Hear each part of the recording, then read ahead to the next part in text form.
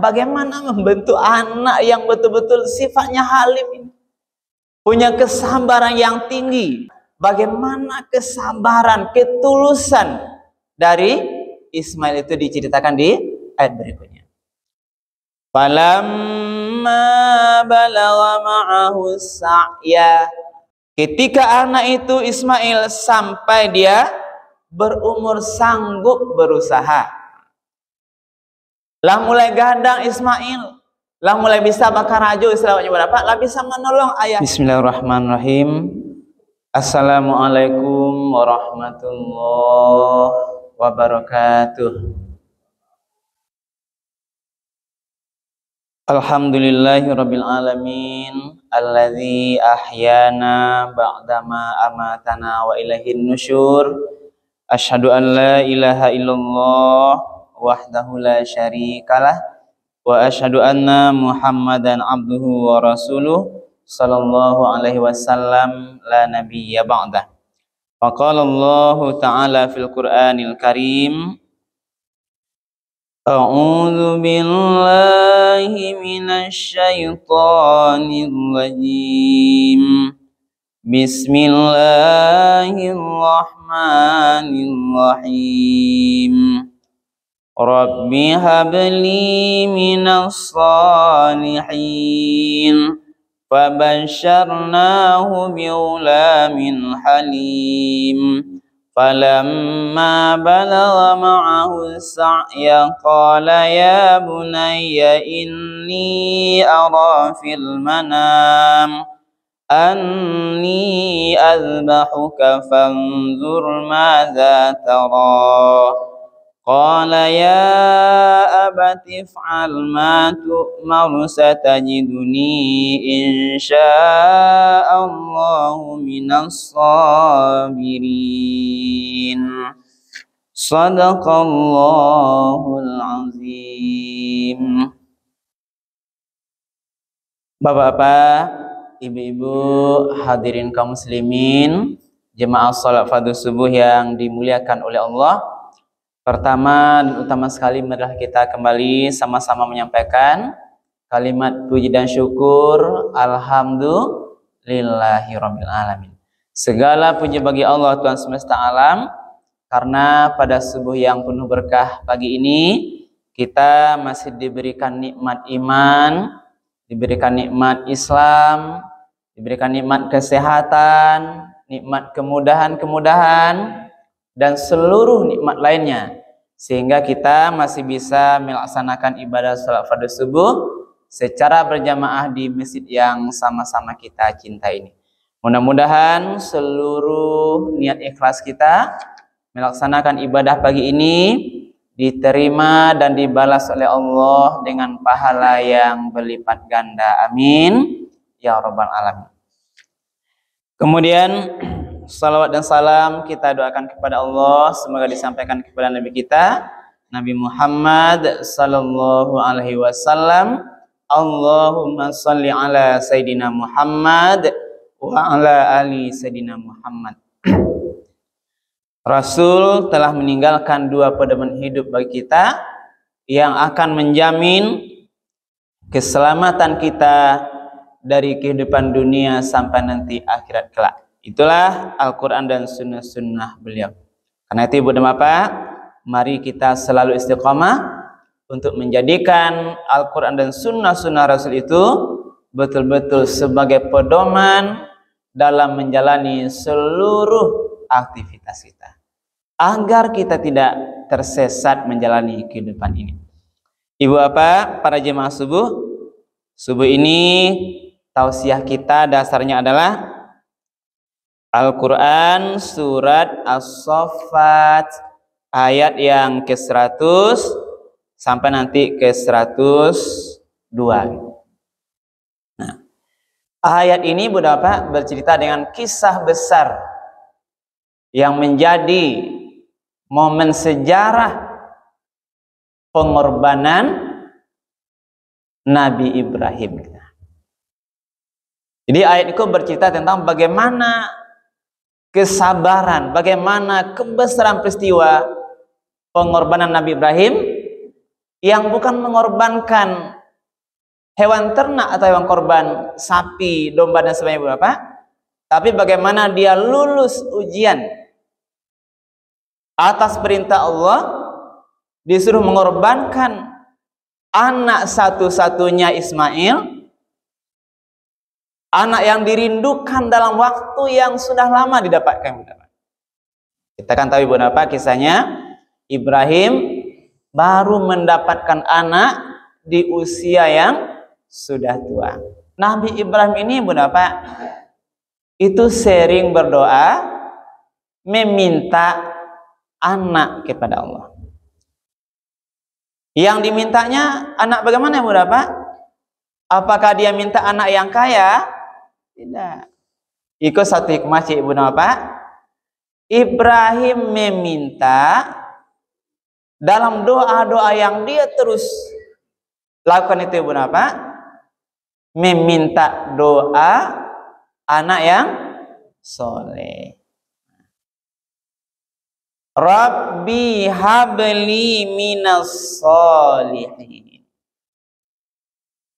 Duhai ya Allah, ya Tuhanku, anugerahkanlah kepadaku seorang anak yang soleh. Itu yang tahu, yang sering diminta oleh Ibrahim alaihissalam. Dan itulah salah satu rupanya Bapak rahasia keberhasilan keluarga Ibrahim, karena ayahnya selalu berdoa yang doanya meminta anak yang soleh. Maka doakulah Ibu Bapak yang harus taruh Pak Baco dalam solat kita, di waktu-waktu terbaik kita, sering-seringlah berdoa anak yang soleh. Boleh berdoa anak yang kaya Ibu Bapak? Boleh aja. Tapi yang penting adalah anak yang soleh. Karena kita tahu betapa mulianya anak yang soleh itu. Di antara kemuliaan anak yang soleh itu adalah doanya akan terus nanti mengalir walaupun kita sudah meninggal dunia. Iza mata ibnu Adam in qata amaluhu illa min salasin. Kalaulah meninggal anak Adam tebeko, maka putuslah amalannya kecuali 3 perkara. Sedekah jariyah, au ilmin yantafa'u bih, ilmu bermanfaat. Yang ketiga, awaladin solihin yad'ulah, doanya anak-anak yang soleh. Itulah yang diminta oleh Ibrahim alaihissalam. Nah, lalu di usia tua itulah lahir Nabi Ismail. Bagaimana Allah menjawabnya? Menjawab doa Ibrahim itu, apa kata Allah? Fabasyarnahu biulamin halim. Maka kami dia beri kabar gembira dia Ibrahim itu dengan kelahiran seorang anak gulamin halim. Apa artinya halim ini Bapak? Anak yang amat sabar. Dia teh sabar tingkatannya. Betul-betul penyabar dia. Jadi halim ini mana adalah anak yang betul-betul punya sifat kesabaran. Rupanya adalah dia teh sifat sabar, namanya halim. Diberilah kabar gembira. Itulah kabar gembira kelahiran Ismail. Di usia tua yang dirindukan, selalu didoakan, lalu Allah berikan kabar gembira kelahiran seorang anak namanya Ismail. Sifat anak. Iko mungkin yang kita terus berusaha ya Bunda Pak, bagaimana membentuk anak yang betul-betul sifatnya halim ini, punya kesabaran yang tinggi. Bagaimana sifat halimnya Ismail? Nah, ini contoh yang berikutnya Bunda Pak. Bagaimana kesabaran, ketulusan dari Ismail itu diceritakan di ayat berikutnya. Falamma balagha ma'ahu sa'ya, maka tatkala ketika anak itu Ismail sampai dia berumur sanggup berusaha. Lah mulai gandang Ismail, lah mulai bisa bakar rajo istilahnya berapa, lah bisa menolong ayahnya. Ketika sedang-sedang, kita senang melihatnya berapa anak mulai kagadang. Yang dicintai sudah lama. Maka ketika dia Ismail itu mulai dia besar, rindu sadang tumbuh, cinta sadang terpaut ke anak ini pun apa? Diujilah Ibrahim oleh Allah dalam mimpi. Jadi, falamma balagha ma'ahu sa'ya, maka ketika anak atau Ismail itu sampai umurnya sudah mulai sanggup berusaha, sudah mulai remaja dia, qala, berkatalah Ibrahim kepada anaknya. Ya Pak Ibu, kita bisa bayangkan ketika lama tidak dapat anak, lahir anak, sedang senang-senangnya, lalu Ibrahim mendapatkan perintah mimpi oleh Allah untuk menyembelih anaknya. Lalu apa kata Ibrahim? Qala ya bunayya, wahai anakku sayang. Ya Ibu. Qala ya bunayya inni ara fil manam. Wahai anakku, kata Ibrahim, aku, nah ini ayah nak, ara fil manam, melihat dalam mimpi. Jadi dulu ibu dapat syariat Nabi Ibrahim itu perintah Allah melalui mimpi, berarti wajib di kerajuan. Inni ara fil manam, ayah atau aku nak melihat dalam mimpi, Allah memerintahkan anni azbahuka,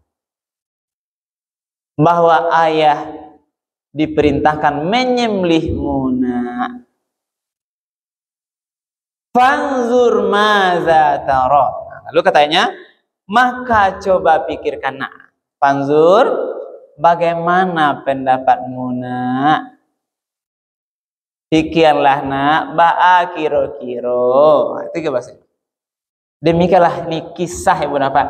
Bagaimana diskusi antara ayah dengan anak. Di situ banyak hal yang dapat ambil ke ibu bapak. Yang pertama, walaupun Ibrahim mendapat perintah menyembelih anaknya ibu bapak, tidak langsung disembelih anaknya dan cuma ditanya dulu. Nah, kau ceritanya pada Pak. Bermusyawarah dia dengan anaknya dulu. Karena terhadap sebuah putusan yang besar. Berkaitan dengan nyawa anak. Berkaitan dengan mungkin masa depan anak. Tapi ini perintah Allah. Inilah ujian yang amat berat kepada Ibrahim. Inni ara fil manam, ayah nak melihat dalam mimpi diperintahkan untuk menyembelihmu. Maka bagaimana pendapatmu nak? Fanzur maza tara, maka coba pikirkan dulu. Pikirkan baik-baik. Engkau setuju atau tidak? Bagaimana pendapatmu tentang perintah Allah ini? Tapi tadi kita sudah melihat apa?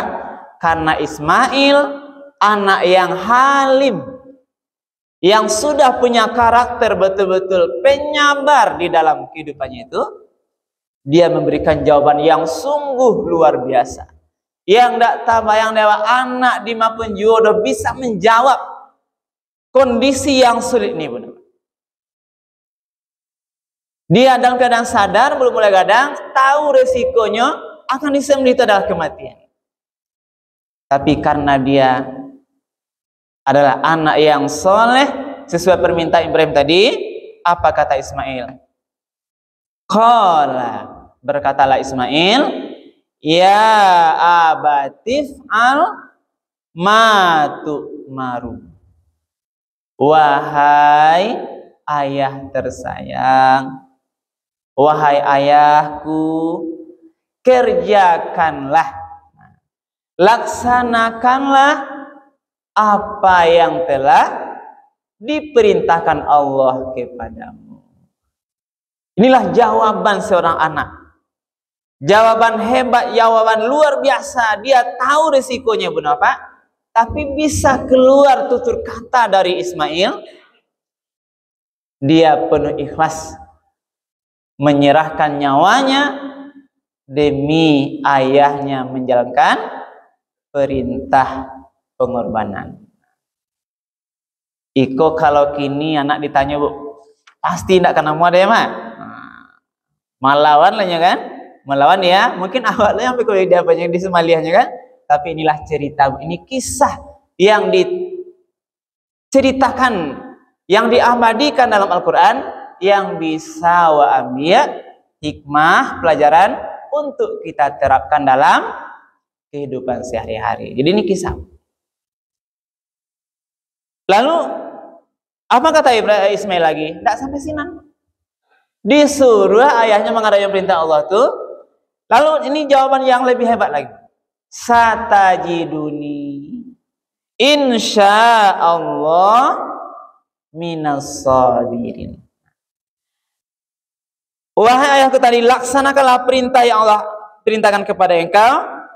Satajiduni, akan engkau dapati aku insya Allah minas sabirin. Mudah-mudahan atau insya Allah dengan izin Allah akan kau dapati aku akan menjadi anak yang sabar. Nah, jadi Ismail tidak menyampaikan pasti pula, dia menyampaikan kata-kata satajiduni insya Allah. Ini termasuk, ini hebat terhadap sesuatu yang akan dia lakukan ke depan tuh, dia mengatakan insya Allah. Tidak langsung satajiduni minas sabirin. Aku akan sabar ya Allah, wahai ayahku, tidak. Tapi laksanakan, mudah-mudahan dengan izin Allah. Jadi dibalikkan tawakalnya pada Allah. Ya hebat Ismail benar. Walaupun dia tahu risikonya kematian, dia mengatakan insya Allah aku akan menjadi anak yang sabar wahai ayah. Kenapa dia pakai insya Allah?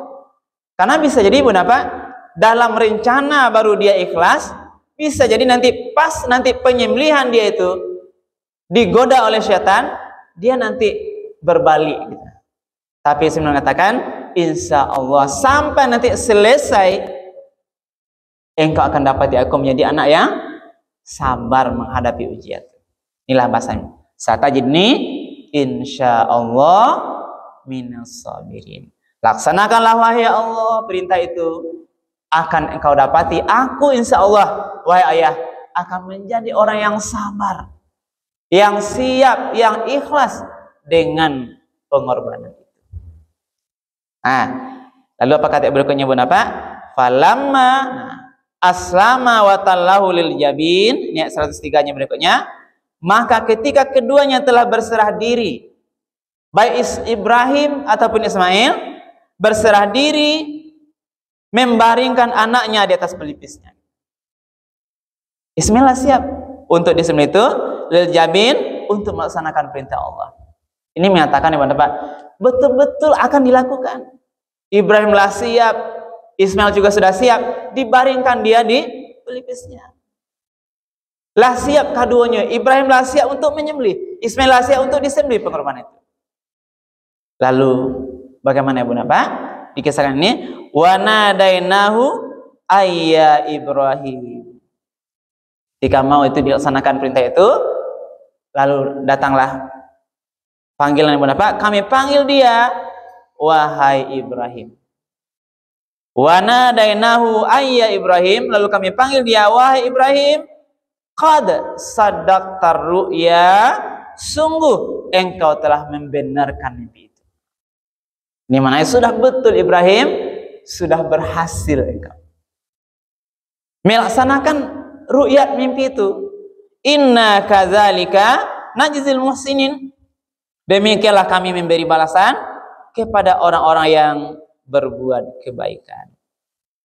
Maka ceritanya Pak, ketikalah akan disembelih itu, datang panggilan, sudah disampaikan Allah, Ibrahim Sungguh, nah, berarti Allah sudah yakin pada Ibrahim dan Ismail itu dia sudah berhasil melaksanakan perintah Allah, tapi atas izin Allah maka tidak jadi pengorbanan itu dilakukan, maka datanglah malaikat mendatangkan domba sebagai bentuk untuk pengorbanan Ibrahim alaihissalam. Kolah caritonya benar.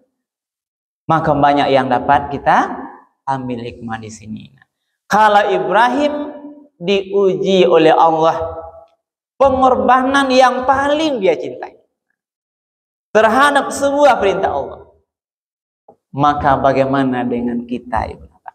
Maka mari kita mengambil hikmah, mengambil contoh dengan peristiwa kesabaran Ibrahim ini dalam sebuah pengorbanan, maka mari kita tiru contoh teladani. Bagaimana bentuknya? Allah atau umat Muhammad kita ini, Bunda Pak, tidaklah meminta pengorbanan anak kita satu-satu, ya Pak. Nah, Allah tidak meminta pengorbanan dari anak kita, tapi ada syariatnya. Syariat korban kita adalah menyembelih hewan korban di hari raya haji. Inilah yang sekarang. Nah, ini yang sangat dianjurkan. Ketika kita tidak punya kesempatan haji hari ini, maka mari kita juga meniru pengorbanan Nabi Ibrahim ini, benar. Apa di antara pengorbanan bentuk itu, benar Pak? Bagaimana pengorbanan itu? Yang pertama konsepnya adalah ikhlas kita berkorban. Nah, seandainya lah Ibrahim tidak ikhlas, Ismail juga tidak mengikhlaskan pengorbanan dirinya, maka tentu tidak diterima oleh Allah. Dulu kisah juga ada, Ibu Bapak, bagaimana pengorbanan pertama manusia itu adalah pengorbanan anaknya Nabi Adam. Cerita Habil dan Qabil gitu. Yang diterima pengorbanan Habil yang ikhlas, dia memberikan pengorbanan yang terbaik dari hewan ternak yang dia miliki. Sementara Qabil memberikan pengorbanan dalam bentuk tanaman-tanaman buah-buahan yang sudah busuk-busuk, yang tidak elok, itu yang dikorbankan. Maka diterimalah pengorbanan yang ikhlas, yang betul-betul baik. Nah, maka mari Ibu Bapak, seandainya tahun ini ada kita diberikan ke lapangan, mari ya Pak Ibu, mari kita melaksanakan ibadah yang sangat istimewa, yang sangat mulia ini. Jangan sampai kita lewatkan. Itu kalau kita punya ke lapangan rezeki yang jumlahnya lebih kurang 2.800.000-an atau sekitar 3 jutaan. Silahkan nanti mau di sini silahkan, Ibu di tempatnya masing-masing silahkan, karena betapa mulianya pahala pengorbanan. Kalau Ibrahim tadi yang dia amat cintai, benar Pak, kita korban dengan dalam bentuk hewan korban. Tapi kunci tadi, benar Pak, ketika kita berkorban hari ini, yang penting sekali itu adalah dipahami tingkat keikhlasan kita. Nah, jangan sampai berkorban itu tidak ikhlas kita, benar. Karena yang dalam ayat lain dikatakan yang diterima Allah itu, Ibu Bapak, adalah ketakwaan, keikhlasan kita. Apa kata firman Allah dalam ayat lain? La yanalallaha luhumuha wala dima'uha walakiyana luhut taqwa minkum. Dalam cerita korban kok Allah tidak menarimu daging-daging, darah-darah hewan korban. Tidak darah ternak korban itu yang akan diterima. Walakin, tapi yang diterima atau yang sampai pada Allah itu adalah walakiyana luhut taqwa minkum. Ketakwaan dari orang yang berkorban. Di Ibu Bapak ini, adapun uang kita, yang penting adalah bagaimana kita memakai pakaian takwa sebagai jalan perintah Allah korban itu, kita betul-betul ikhlas untuk melaksanakan korban. Kalau ikhlas bagaimana Ibu Bapak? Dalam hadis dikatakan, keikhlasan itulah yang mendapat pahala korban itu capek diterima Allah. Tatkala seseorang menyembelih hewan korban, ini bahasa hadis, ketika seorang mau menyembelih hewan korban, lalu putus istilahnya keluar darah dari leher hewan korban itu, darahnya mengalir belum sampai lagi ke tanah darah itu, ke bumi, maka pahalanya sudah insya Allah langsung diterima sampai kepada Allah Subhanahu wa Ta'ala. Tapi dengan catatan ikhlas dalam berkorban. Jelas Pak Ibu? Nah, banyak hikmah lain yang mungkin sering kita dengar ketika orang berkorban, ditanya bagaimana besarnya pahala hewan korban itu, ditanya. Katakan oleh Rasul, dalam setiap helai bulu badan hewan korban itu dihitung sebagai sebuah pahala kebajikan. Tanya sahabat lagi, bagaimana bulu di kepalanya wahai Rasul?